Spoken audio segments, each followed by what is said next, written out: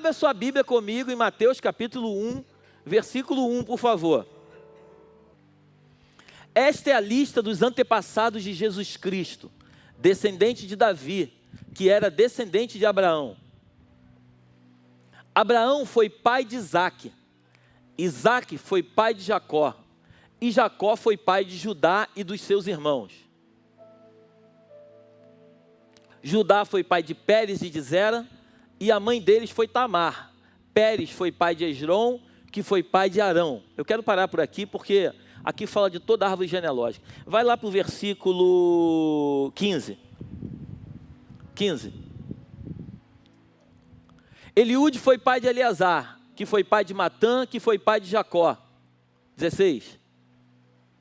Jacó foi pai de José, marido de Maria, e ela foi a mãe de Jesus, chamado Messias. E o 17. Assim, houve 14 gerações desde Abraão até Davi, e 14 desde Davi até que os israelitas foram levados para a Babilônia. E daí, até o nascimento do Messias, também houve 14 gerações. Então, 42 gerações. Amém? Feche seus olhos, coloque a mão sobre o seu coração. Eu quero orar. Pai amado, Pai querido, te louvamos nesta noite, engrandecemos o teu nome e te agradecemos por mais uma noite na tua doce presença. A minha oração é que o Senhor me esconda atrás da tua cruz, de modo que de mim nada se aproveite, mas que a tua glória e o teu poder venham se aperfeiçoar na minha fraqueza. Leva as nossas mentes cativas ao teu altar, libera sobre nós uma graça especial neste dia, para que possamos cada dia mais entender aquilo que o Senhor tem para fazer na vida de cada um de nós. Traga espírito de sabedoria e de entendimento, é o que nós te pedimos e te agradecemos em nome de Jesus, amém e amém. Dê um aplauso bem forte ao Senhor.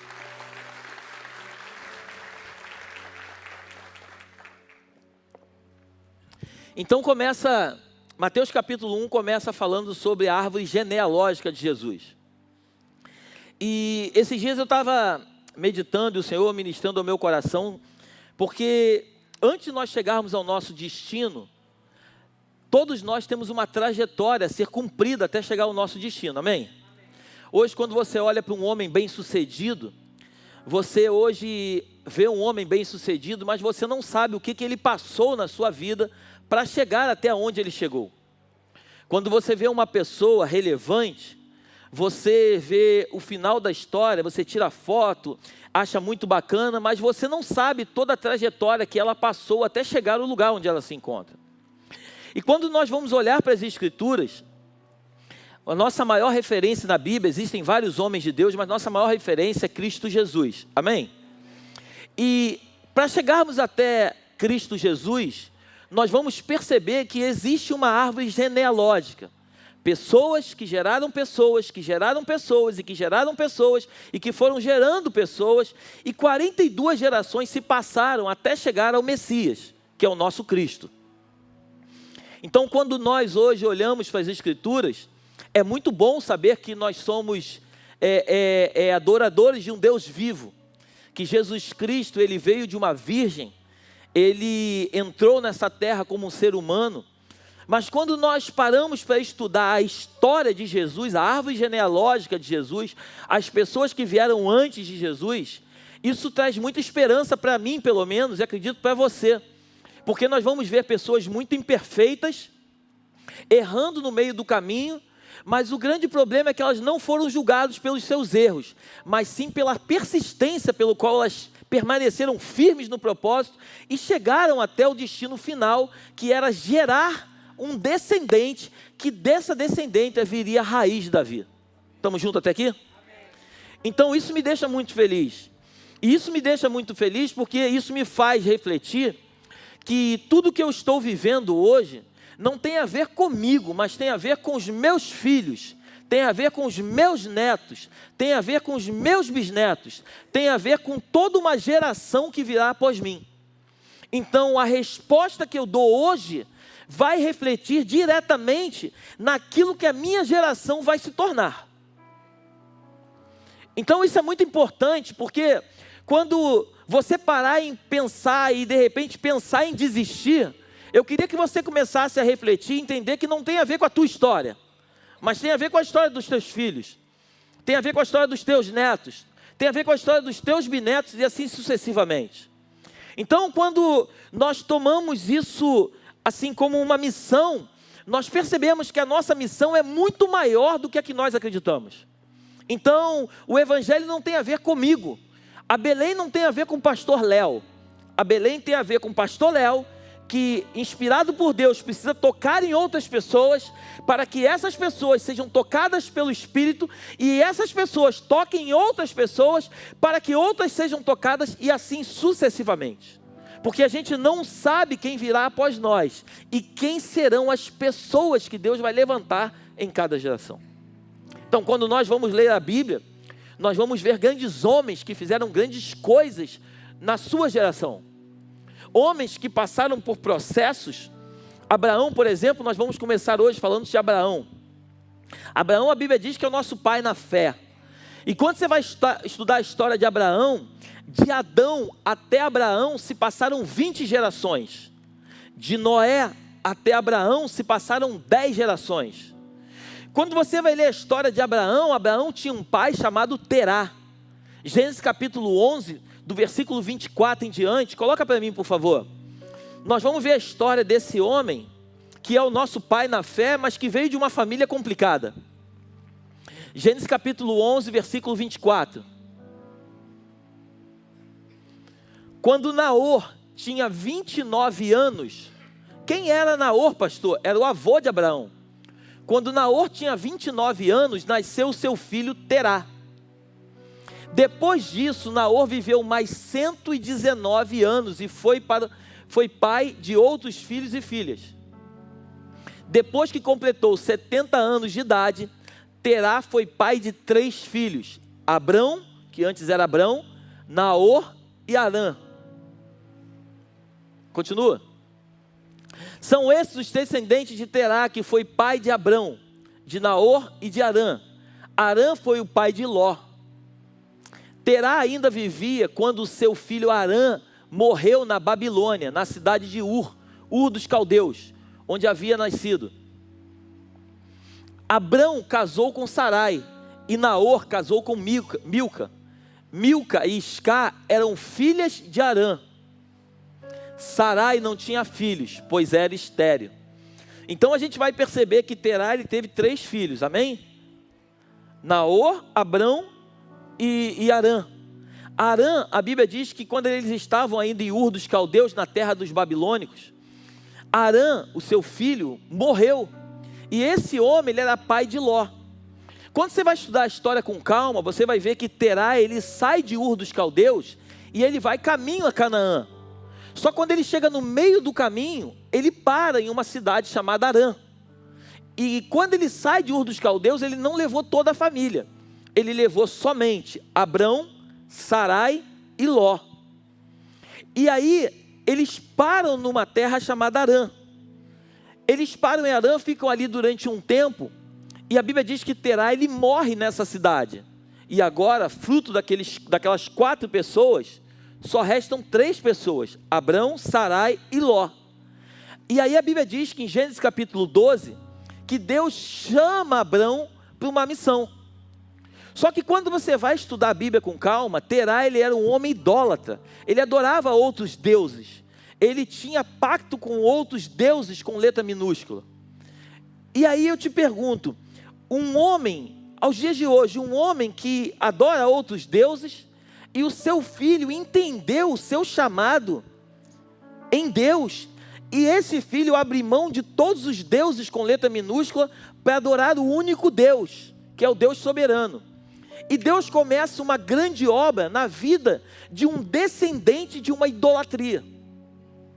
Então eu quero que você perceba que Deus, ele sempre vai usar pessoas imperfeitas, pessoas que não têm expressão diante da sociedade, para mostrar para as pessoas que aquelas pessoas que ele levantou não tem a ver com elas e nem tampouco com o talento que elas exercem, mas com aquilo que Deus resolveu fazer através delas.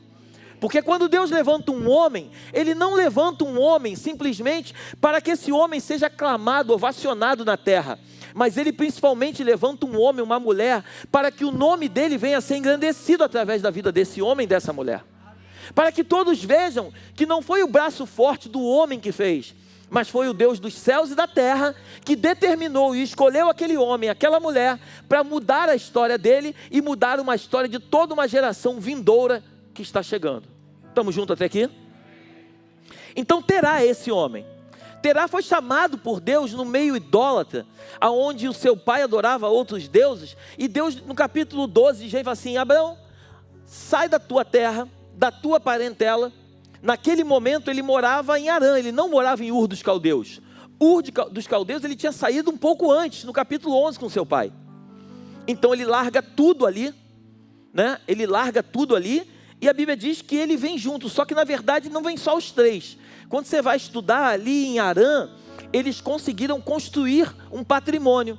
Ali em Harã eles conseguiram ter, provavelmente, a Bíblia não é clara, mas provavelmente vieram com um servo chamado Eliezer. Então eles construíram algum patrimônio, trouxeram pessoas com eles junto de Harã. E ele vai numa comitiva, caminho à terra prometida. Mas o que me chama muita atenção na vida de Abrão, que antes era Abrão, depois se tornou Abraão. Primeiro, Abrão significa pai exaltado. E quando ele muda o nome para Abraão, é pai de multidões. Então antes ele tinha o nome pai exaltado, e Deus agora chama ele para ser pai de multidões. Em outras palavras, Deus troca a identidade dele. Vocês lembram quando a gente vê lá na frente, depois a gente vai estudar isso mais à frente, quando Jacó está atravessando o val de Jaboque, um anjo se encontra com ele. Estamos juntos até aqui? Um anjo se encontra com ele. A Bíblia diz que o anjo começa a lutar com Jacó, e ele pergunta para Jacó assim: qual é o teu nome? Aí Jacó fala assim: o meu nome é Jacó. A Bíblia não diz exatamente assim, mas o que o anjo estava dizendo é o seguinte: agora sim você disse a verdade, porque quando você estava diante do teu pai, você disse para ele que teu nome era Esaú, mas o teu nome nunca foi Esaú, você se passou pelo teu irmão, mas você de fato é Jacó. Só que a partir de agora, eu estou trocando o teu nome, você não se chamará mais Jacó, mas se chamará agora Israel, porque lutaste com Deus e prevaleceste. Lembram disso? Todas as vezes que um homem e uma mulher têm um encontro de verdade com Deus, Deus não pode até não trocar o seu nome real na terra, mas Deus sempre vai trocar a sua identidade. Por isso, quando eu tenho pregado muito deste altar, dizendo que é muito bom nós virmos ao culto, porque a Bíblia diz que a fé vem pelo ouvir, e ouvir a palavra de Deus. Mas quando você entra no teu quartinho, que você tem intimidade com Deus, e que você conhece o Deus das Escrituras, é nesse momento que Ele entra, te visita, e Ele troca a tua identidade, e Ele muda de fato quem você achava que era, e Ele te torna na pessoa que Ele deseja sempre que você se tornasse. Amém? Então quando você tem esse encontro, a tua identidade é transformada. Por isso quando algumas pessoas encontram outras pessoas, falam assim: o fulano se converteu. Quem? Mentira, o fulano se converteu não. Ontem, por exemplo, veio um amigo meu que trabalhou aqui. Quando o Dene comentou com ele, o Dene trabalhou comigo muitos anos no passado. Esse aqui sabe bem quem eu era. E ele quando comentou com o meu amigo, com o Paulo, que eu tinha me convertido, ele falou: não, mentira, ele não se converteu não. Porque se ele se converteu, Deus existe de verdade. Porque as pessoas elas não acreditam até o dia que nós temos um encontro genuíno com Deus e o Senhor troca a nossa identidade. Nós deixamos de nos chamar quem éramos e passamos a ter um novo nome no céu. As pessoas na terra nos chamam pelo mesmo nome, mas o céu começa a nos reconhecer de uma forma diferente. Então Abraão, ele foi esse cara. Abraão, ele teve um encontro com Deus. E quando Abraão, ele se encontra com Deus, Deus muda a identidade dele. Mas interessante que no capítulo 12, quando você vai ler a história de Abraão, Abraão sai de Harã e ele vai até Canaã. Ele consegue chegar na terra que Deus havia prometido para ele. Mas interessante que a Bíblia diz que quando ele chega na terra que Deus prometeu para ele, a Bíblia diz que a fome era grande na terra. E porque a fome era grande, Abraão, ele resolve sair da terra que Deus havia prometido, e a Bíblia diz que ele desce ao Egito. Porque todas as vezes que eu e você tivermos dificuldade nesta terra, se nós não vigiarmos, desceremos ao Egito. E o Egito não é um lugar físico, o Egito é um lugar no espírito. O Egito é um lugar onde, quando nós nos encontramos com Deus, caminhamos com Deus rumo a um destino, o Egito é sempre o lugar onde, quando nós não encontramos situações que saciam a nossa sede, nós sempre vamos voltar ao Egito, acreditando que é no Egito que nós vamos encontrar aquilo que tanto desejamos. E de fato, possivelmente vamos encontrar no Egito aquilo que desejamos, mas o Egito nunca foi o nosso destino. O Egito sempre foi a nossa passagem. Um homem de Deus, uma mulher de Deus, eles não foram chamados para habitar no Egito. Eles foram passados para caminhar pelo Egito, para serem transformados no Egito, rumo a Canaã, que é a terra prometida. Você pode ouvir um amém? Então Abraão, quando ele desce ao Egito, a Bíblia diz que lá no Egito começa a confusão na vida de Abraão. Primeiro ele diz que Sarai não é a sua mulher, mas é a sua irmã. E de fato, quando você vai estudar, ela é irmã por parte de pai. Ela é uma meia-irmã. Ele não mentiu, mas ele na verdade quis enganar Faraó. E aí a Bíblia diz que Faraó toma a sua mulher para ele. Só que Deus é tão soberano que Deus não permite que Faraó toque na mulher de Abraão. Então Deus traz um castigo sobre a vida de Faraó. Faraó fica desesperado e fala assim: cara, por que você mentiu para a gente? Faraó manda Abraão embora do Egito. Olha como Deus é tão soberano. Deus nunca mandou Abraão descer ao Egito, mas como a fome em Canaã era grande, ele desce ao Egito para saciar o seu desejo pessoal, não aquilo que Deus havia falado. E quando ele desce ao Egito, Deus expulsa ele do Egito. Em outras palavras, Deus está dizendo o seguinte: ei cara, o teu lugar não é o Egito, o teu lugar é Canaã. Sai daí, porque aí não é lugar para você. Então a Bíblia diz que quando ele sai do Egito, Faraó ainda abençoa muito ele, dá muitos bens, dá muitos servos e muitas servas. E eu creio no meu espírito que naquele momento ele recebe um brindezinho, um prêmiozinho chamado Agar, uma serva egípcia, que até então a Bíblia não falava sobre ela, e ali ela começa a entrar em cena. Então Abraão, ele recebe alguns funcionários de Faraó, e dentre esses funcionários vem uma mulher chamada Agar. Repete comigo: Agar. Agar nunca foi projeto de Deus andar na história de Abraão, mas Abraão, por ter descido ao Egito, ele pega de brinde algo que Deus nunca tinha chamado ele para pegar, e agora Agar caminha junto com ele. No capítulo 13 a gente vai ver que Abraão ele tem uma discórdia com seu sobrinho Ló, porque a Bíblia diz que quando eles saem do Egito, eles saem com muitos bens, eles já eram ricos e se tornaram mais ricos, muitos bens. Os pastores de Abraão começam a brigar com os pastores de Ló, começa a ter uma confusão, e aí a Bíblia no capítulo 13 diz que ele resolve se separar. Abraão, agora, por ter já entendido o recado de Deus, porque Deus manda ele para Canaã, ele chega em Canaã, a fome bate, ele desce ao Egito, Deus expulsa ele do Egito, e agora ele está caminho de novo a Canaã, mas ele se depara agora, junto com seu sobrinho, dizendo o seguinte: cara, nós somos parentes chegados, nós não podemos brigar, se você for para a esquerda eu vou para a direita, se você for para a direita eu vou para a esquerda, escolhe o lugar.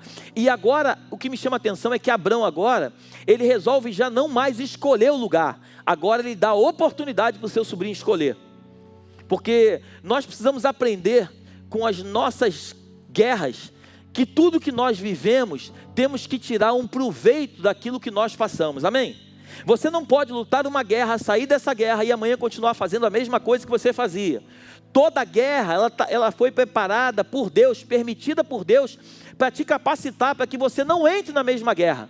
Porque a pior coisa que tem é você lutar uma guerra que Deus não te chamou para lutar. Estamos juntos até aqui?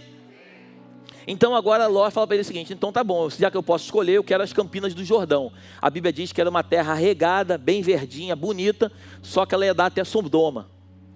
E a Bíblia diz que Abraão agora resolve escolher os carvalhos de Manre. Ele vai caminho a Canaã.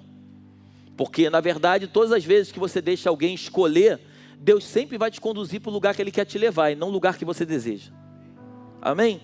Por isso a nossa oração é o seguinte: Pai nosso que estás no céu, santificado seja o teu nome. Venha a nós o teu reino.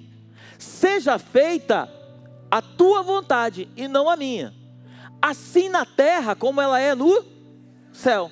Então, se você sempre orar, Deus, me ajuda a tomar as decisões que estão no teu coração, o próprio Deus vai te conduzir, vai colocar pessoas no teu caminho e vai começar a te levar para o lugar onde Ele tem para você, e não o lugar que você deseja.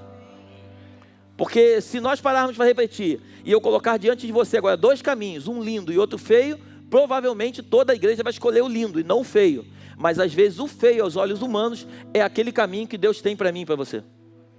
Porque o nosso Deus não se trata daquilo que a gente vê, mas se trata daquilo que a gente crê. Nós não andamos através de passos humanos, mas nós nos movimentamos através do Espírito. Por isso um homem de Deus, ele não é conduzido pelas suas emoções, pelas suas vontades. Um homem de Deus, ele é conduzido pelo Espírito de Deus. Por isso o apóstolo Paulo diz que existe uma luta constante entre a carne e o Espírito. Aquele que mais bem é alimentado vai prevalecer. Se eu me alimento da carne, as coisas da carne me sustentam. Mas se eu me alimento do Espírito, as coisas da carne não têm poder sobre mim. Porque o Espírito vai sempre me conduzir e vai levar para os lugares, as veredas que Deus tem para mim. Estamos juntos até aqui? Glórias a Jesus. Então Abraão, ele quando chega no capítulo 13, ele se divide. Capítulo 14, você conhece a história. Tem uma guerra de 5 reis contra 4 reis. Os 4 reis prevalecem sobre os 5. E um desses reis aqui é o rei de Sodoma. Perdoa, o rei de Sodoma estava aqui, perdeu a guerra. E Ló é levado cativo por esses 4 reis. A notícia chega até os ouvidos de Abraão. Abraão, quando ouve a notícia de que o seu sobrinho Ló e tudo que pertencia a ele foi roubado, a Bíblia diz que ele chama 318 homens. Perceba como Abraão era um homem rico.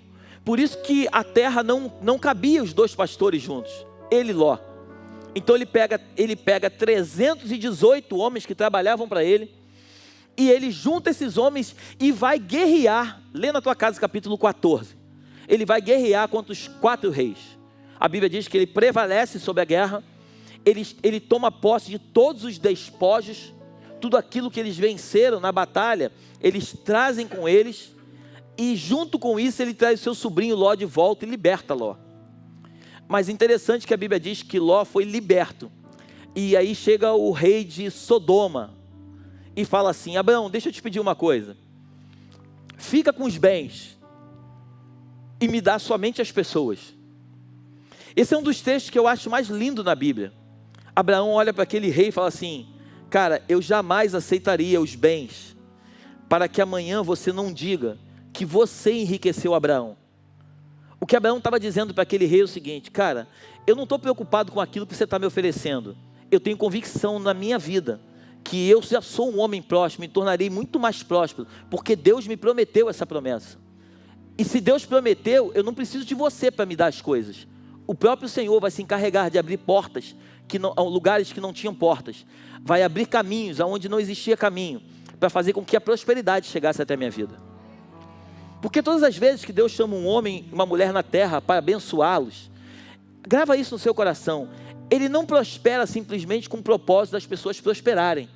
Ele prospera porque Ele conhece o coração, e Ele sabe de fato o que se pode ou não confiar riqueza na mão daquelas pessoas. Tem alguns que ganham muitas riquezas e que às vezes se perdem no meio do caminho, mas Deus, Ele não erra, Ele sabe da essência de cada um de nós. Então Ele sabe que em alguns momentos, alguns até vão se perder, mas depois em algum processo vão conseguir se achar e vão dar o rumo necessário para aquilo que tem que ser feito. Então Ele libera Ló. Ló volta para Sodoma. Quando você vai ver o capítulo 15, Deus chama Abraão e fala assim: cara, olha só, eu vou te dar um filho. O teu descendente não vai ser Eliezer, porque Abraão achava que o descendente dele seria o funcionário que trabalhava com ele. Então ele fala: não, vai ser um filho teu. Só que agora no capítulo 15, eles têm uma brilhante ideia. Ele, na verdade, nem ele tanto, a sua esposa, mas que ele aceitou a ideia. Que era agora, a sua esposa chega e fala assim: olha, eu sou estéril, não posso ter filho. Então que tal você se deitar com aquele presentinho que nós ganhamos no Egito? Que tal você se deitar com aquela serva que nós trouxemos do Egito? E aqui eu quero abrir um parênteses. Tome cuidado com tudo que você traz do Egito. As coisas do Egito foram feitas para ficar no Egito. As coisas do Egito não foram tiradas do Egito para serem levadas até Canaã. Quando você vai ler a Bíblia diz que Deus liberta o povo de Israel e eles saem do Egito com muitas coisas, mas Deus havia dito para ele que nenhuma unha ficaria no Egito. A outra coisa é você ir sem a permissão de Deus, pegar no Egito aquilo que o Egito não tem para te dar. Estamos juntos aqui? Porque tudo que você traz do Egito sem propósito na tua vida, lá na frente vai te trazer problema. Então agora Abraão, ele sabendo que Sarai era estéril, ele se deita com Agar, e aí eles têm um filho chamado Ismael. Repete comigo, Ismael. Ismael nunca foi propósito de Deus na vida de Abraão. Ismael cresce, o menino começa a crescer. Abraão que era idoso, Sara que era estéril, era uma mulher idosa. Quando você lê a Bíblia, Abraão tinha 86 anos, ele sai de Ur dos Caldeus com 75, 11 anos se passaram, com 86 anos de idade, ele tem um filho chamado Ismael.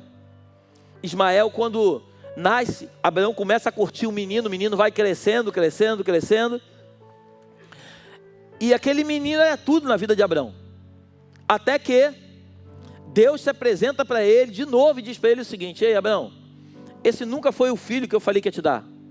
O filho que eu falei que ia te dar é o filho da tua mulher e não o filho da tua serva. Eu vou te dar um menino, e daqui a 1 ano, esse menino vai nascer.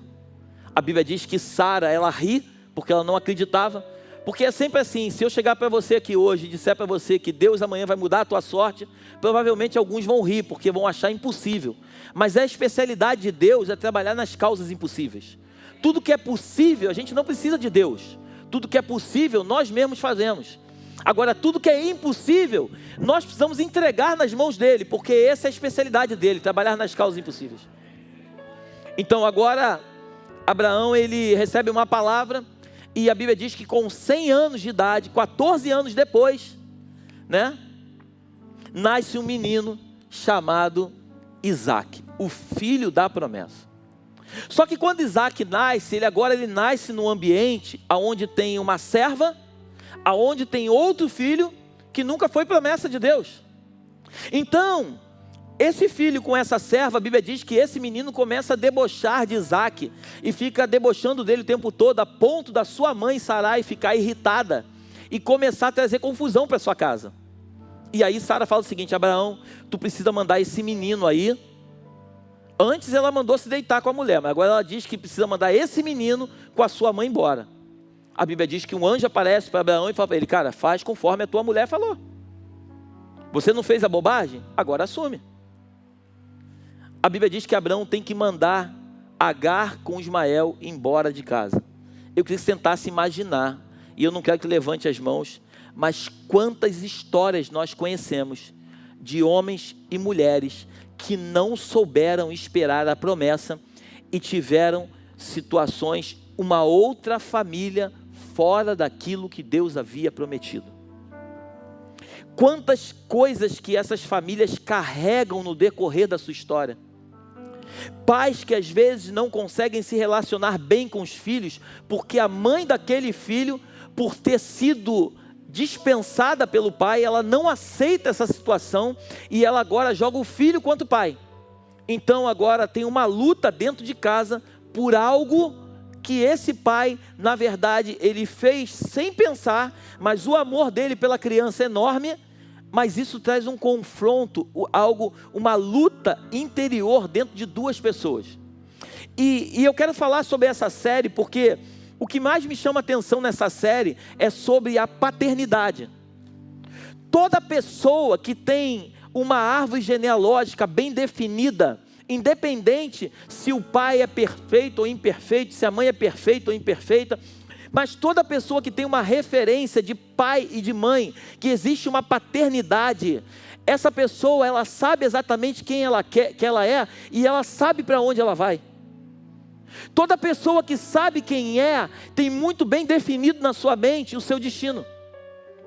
Perceba que existem pessoas adultas, que você pega pela mão e conduz para qualquer lugar.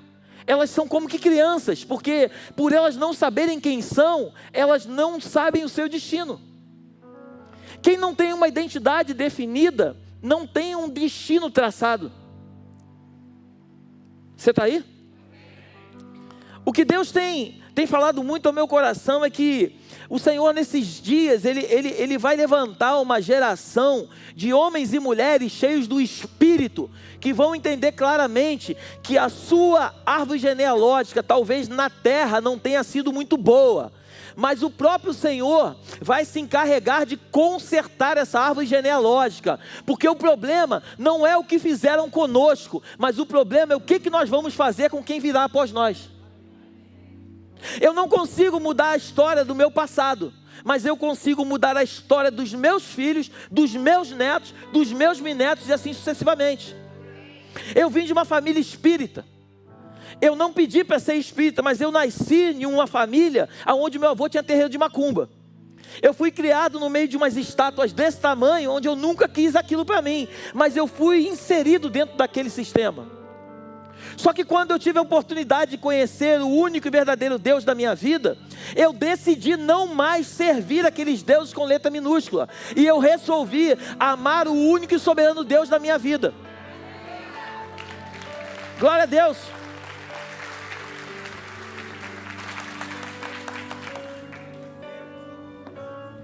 E aí eu decidi que eu não ia mais servir, assim como Abraão, eu não ia mais servir a Terá, meu pai. Eu não ia adorar os ídolos dos meus pais, mas eu resolvi adorar o único e verdadeiro Deus, aquele que é digno de toda honra, de todo louvor e toda glória. E a minha decisão impactou diretamente a vida dos meus filhos, porque os meus filhos, eles não são homens de Deus porque são filhos de pastores. Eles são homens de Deus porque o seu pai tem colocado no coração deles o desejo na vida deles de servir ao único Deus soberano. O seu pai conversa com eles, dizendo para eles que eles podem ter tudo na terra, mas se eles não tiverem comunhão com Deus, eles são os homens mais pobres que existem na face da terra. Eu tenho colocado no coração dos meus filhos um desejo ardente de amar o Senhor acima de todas as coisas. O que mais me impressiona da vida de Abrão é que Abrão, ele amava Deus acima de todas as coisas. Deus era tão soberano na sua vida, que quando você vai para Gênesis capítulo 22, Deus fala assim: Abrão, agora eu quero ter um particular contigo. Isaac cresce, a Bíblia não diz exatamente a idade cronológica, mas alguns estudiosos acreditavam que Isaac devia ter na faixa de 30 anos de idade. Abrão agora, quando ele nasce, Abrão tinha 100 anos, quando ele tem 30, Abrão tem 130, amém? Matemática é número. Então agora Abrão com 130 anos, Isaac com 30 anos, supostamente, eles sobem o monte Moriá, eles levam 3 dias para subir o monte, e Deus pede para que Abrão agora pudesse sacrificar o seu único filho. Mas pastor, você não falou que ele também tinha Ismael? Ele tinha Ismael, só que Deus sempre vai ter como único tudo aquilo que Ele te dá. Aquilo que você adquire por conta própria, Deus não computa. Você está aí? Ele tinha 2 filhos para ele, mas para Deus ele só tinha um, porque Deus nunca mandou ele se deitar com Agar. E aí Deus faz para ele: agora tu pega o teu filho, o teu único filho, o filho que eu te dei, e sacrifica ele. Mas peraí, Deus, eu era estéril, ou melhor, minha mulher era estéril, eu era idoso, eu nunca te pedi um filho, você disse que vai me dar um filho, e agora que você me dá um filho, você quer que eu mate meu filho? É isso que eu quero, Abraão. Na verdade, Deus nunca quis matar Isaac, Deus sempre quis o coração de Abraão.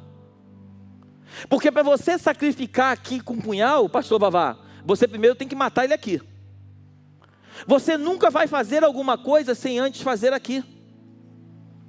O que Deus estava dizendo para ele é o seguinte: Abraão, enquanto você não matar a idolatria, porque Abraão, o teu pai era idólatra, ele adorava outros deuses, mas você agora, Abraão, sem que você perceba, você continua exercendo a função do teu pai, só que agora você não está idolatrando mais outros deuses, você está idolatrando o teu filho. E tudo aquilo que rouba o lugar de Deus na tua vida, Deus sempre vai mandar você sacrificar. Eu vou repetir que eu acho que você não entendeu. Tudo aquilo que rouba o lugar de Deus na sua vida, Deus sempre vai mandar você sacrificar. Porque Deus é mau? Não, porque Ele não troca o lugar dele com ninguém.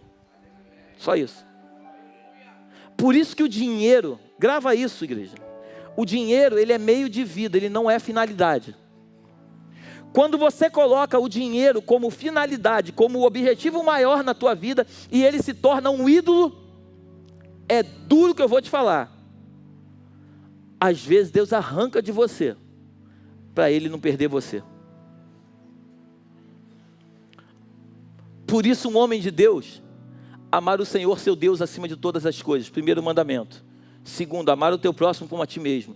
Todas as demais coisas te serão? Todas as demais coisas serão? A Bíblia não manda um homem de Deus correr atrás das bênçãos. A Bíblia garante que um homem de Deus, ele vai andando pelo caminho de Deus, e as bênçãos de Deus vão? Fala alto, vão alcançando, vão seguindo. Por isso, quando você vê alguém desesperado atrás de recursos, ele ainda não entendeu o propósito. Porque, olha para tua mãe e fala assim: a minha mão, Deus fará proezas e maravilhas, eu só preciso o adorar, em espírito e em verdade. Amém? Quando você serve a Deus, Deus vai fazer com que os clientes venham até você. Quando você serve a Deus genuinamente, não por aquilo que Ele te oferece, mas por aquilo que Ele é. Quando você quer servir a Deus e conhecer o Deus, não o Deus só das escrituras da letra, mas o Deus do Espírito. Porque a Bíblia diz que a letra sem o Espírito não vale de nada. Tem muito teólogo que conhece muito a Bíblia, mas não tem relacionamento com Deus. Tem outros que não conhecem tanto, mas vão para dentro de um quartinho e ficam algumas horas trancados ali. E quando se agarra ali com ele, começa a cheirar ele, beijar ele, ele tem prazer de estar junto naquele quarto. Porque não tem a ver com conhecimento, tem a ver com entrega. E Abraão era esse cara. Abraão se relacionava com Deus.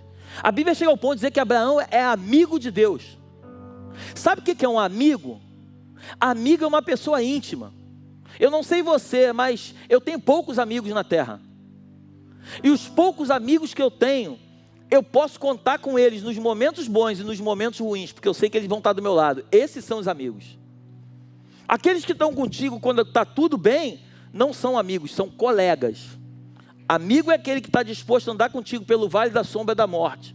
Independente do que você está passando, ele está passando contigo. Porque ele está contigo, não por aquilo que você tem para oferecer a ele, mas ele está contigo por aquilo que ele entendeu que você representa para a vida dele. Esses são os amigos. Então a Bíblia chega ao ponto de chamar Abraão de amigo de Deus. Abraão era íntimo de Deus. E aí Abraão no capítulo 22, ele vai sacrificar Isaac. E quando ele vai sacrificar o menino, mas olha que coisa incrível.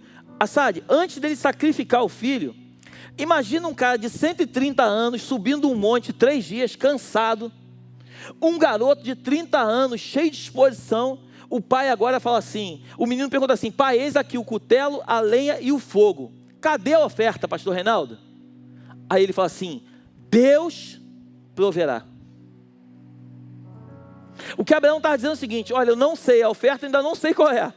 Deus até me disse qual é, mas eu vou até o final, até o cume do monte, eu vou com a esperança de que Deus pode mudar essa oferta. Deus vai prover. Só que quando chega lá em cima no monte, a Bíblia diz que Abraão ele prepara o altar. A Bíblia diz que ele pega um menino, capítulo 22, lê na tua casa, e ele coloca o menino em cima do altar, sabe? Como é que um pai pega um menino de 30 anos de idade e consegue botar em cima do altar? Só se o menino se oferecer.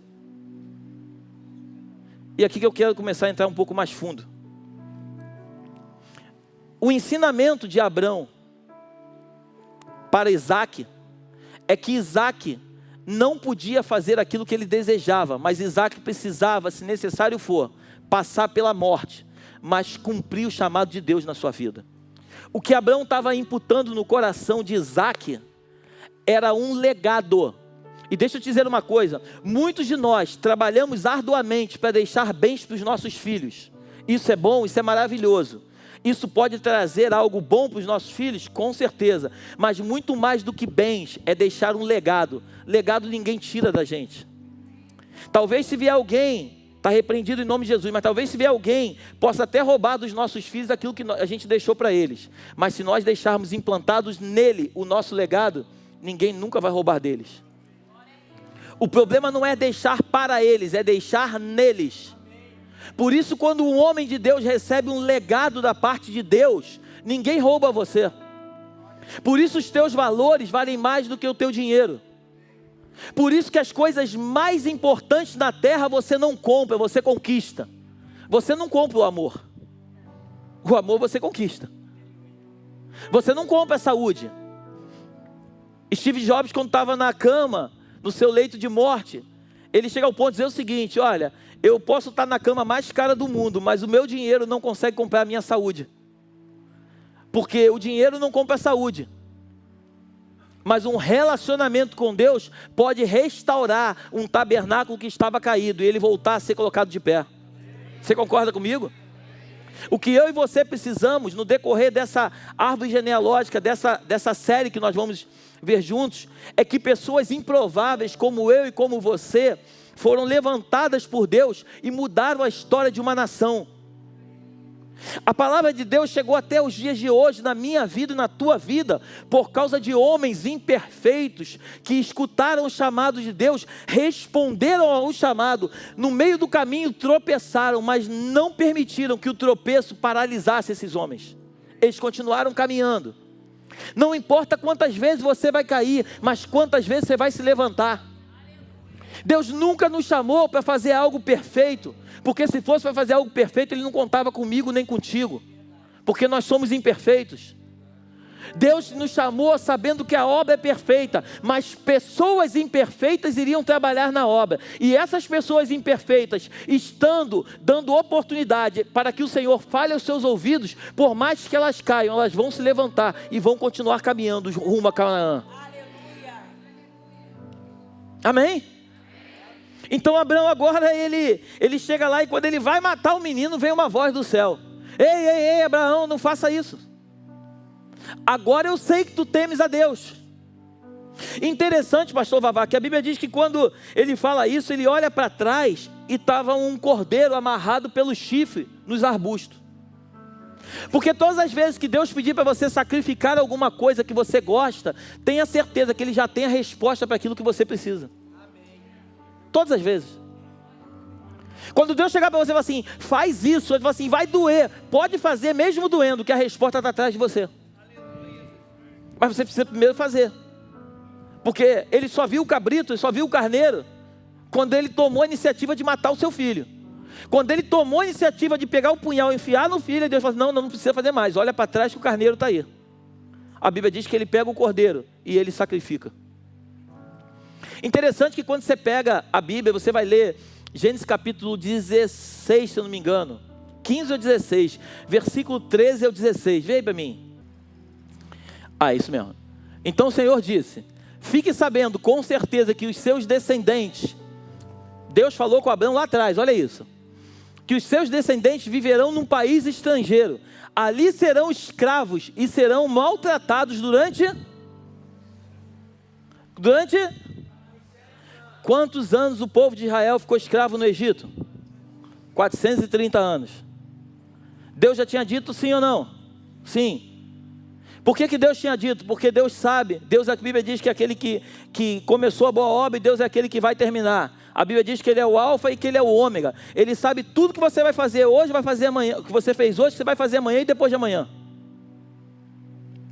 Por isso Deus não tem plano A e não tem plano B, Ele só tem o plano A. E quando o plano A falha, Ele faz com que você venha entender aquilo que Ele tem para você, que você se arrependa, para que o plano A continue em pauta e seja executado por você. Por isso arrependimento é algo que eu e você precisamos tomar posse na nossa vida. O grande problema não é errar, o grande problema é se arrepender das coisas erradas que fez. O orgulho é uma das coisas que mais tem atrapalhado o ser humano. Quando você vai estudar a história de Lúcifer caiu por causa de quê? Orgulho. Ele quis ser igual a Deus. Então o orgulho não vem de Deus. O problema não é você ter as coisas, o problema é as coisas te ter. Você pode ser a pessoa mais rica da face da terra, mas a riqueza que você tem não pode ter você. Eu e você, a Bíblia diz que nós fomos chamados para dominar sobre coisas e não sobre pessoas.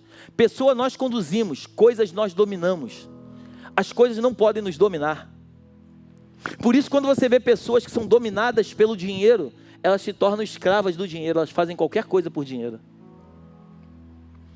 Sem que elas percebam, o dinheiro passa a ser o Deus delas. Elas leem a Bíblia, criticam Terá, mas elas são iguaizinhas a Terá, porque elas estão adorando a outros deuses. E quando você vai ler o Novo Testamento, a coisa que mais Jesus falou na Bíblia foi sobre dinheiro. Jesus nunca disse para que nós não tenhamos dinheiro. Jesus sempre disse para que o dinheiro não nos tenha. Nós podemos ser os homens mais ricos da face da terra, mas nós temos que entender que tudo que nós temos não tem a ver conosco, mas tem a ver com quem nos dá. Amém? Eu tenho muito mais coisa para falar sobre Abraão, mas o nosso tempo é curto. Abraão é o nosso pai na fé. Abraão é um homem que foi chamado por Deus para uma missão. Quando você vai para o livro de Hebreus, fala dos heróis da fé. O nome de Abraão está lá. No Novo Testamento você vai ver o nome de Abraão várias vezes. O nome de Abraão é citado várias vezes no Novo Testamento. Abraão foi um homem que não deixou só herdeiros, mas ele deixou, repete comigo, um legado. O que eu e você precisamos entender é o legado que Deus nos chamou para deixar. Legado ninguém rouba. Legado ninguém tira. Legado é algo dado por Deus. E esse legado é algo que nós precisamos tomar posse e entender de fato aquilo que o Senhor vai fazer. Ontem eu conversava com o pastor Vavá dentro do carro, e ele falou assim: pastor Léo, você entende o que Deus vai fazer na Belém? Eu falei: eu estou tentando entender. Mas deixa eu dizer uma coisa para você: nem olhos viram, nem ouvidos ouviram, nem jamais penetrou no coração do homem aquilo que Deus tem preparado. E isso não tem a ver com o pastor Léo, entenda isso. Isso não tem a ver com o pastor Léo e com a pastora Márcia. Isso tem a ver com a graça de Deus.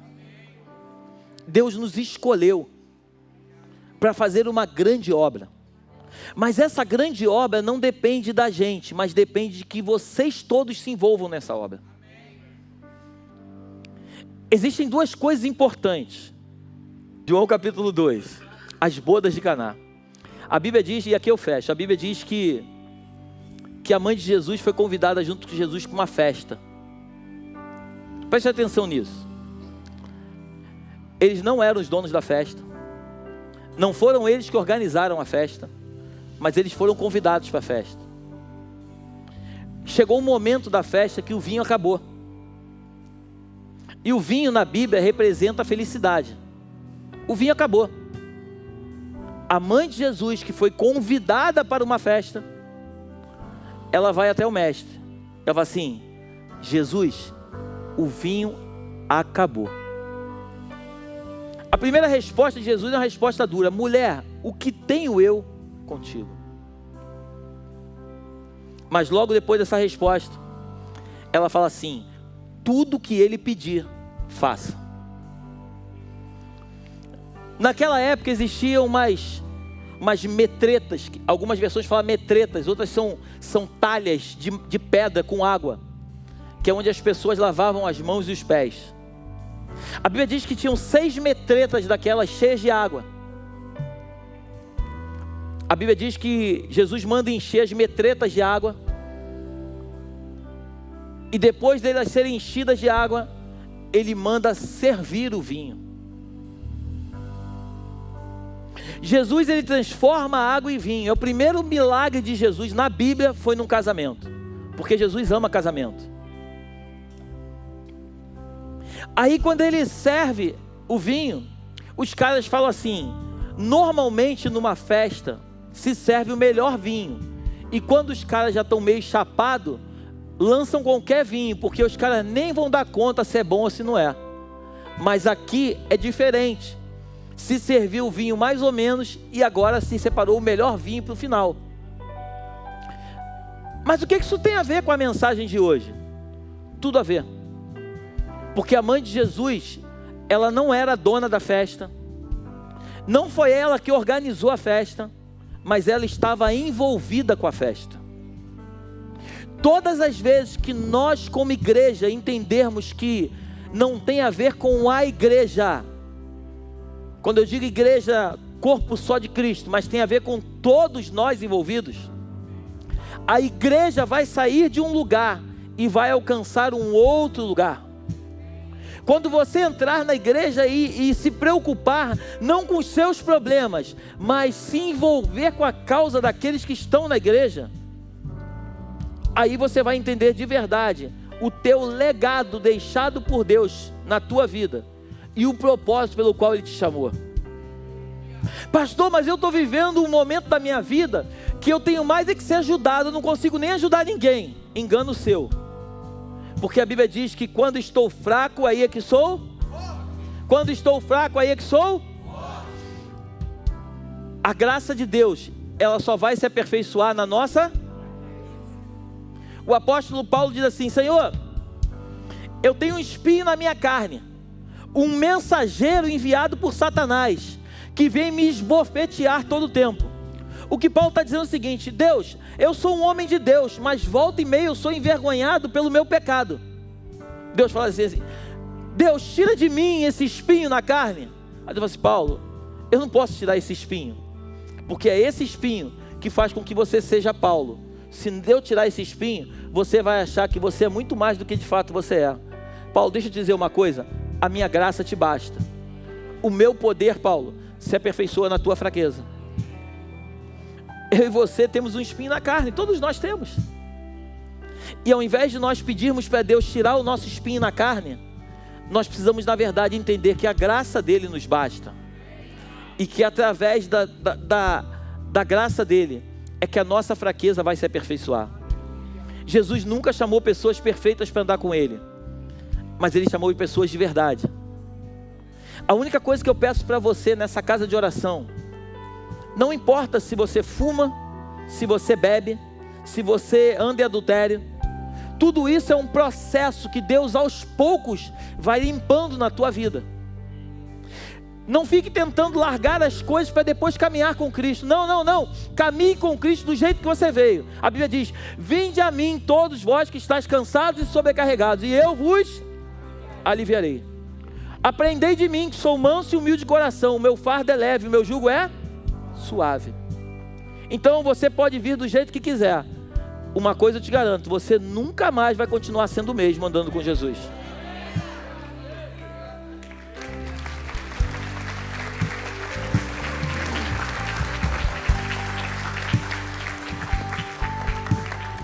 Eu quero fazer uma coisa melhor. Saia do seu lugar e venha aqui à frente, por favor. Glórias a Jesus.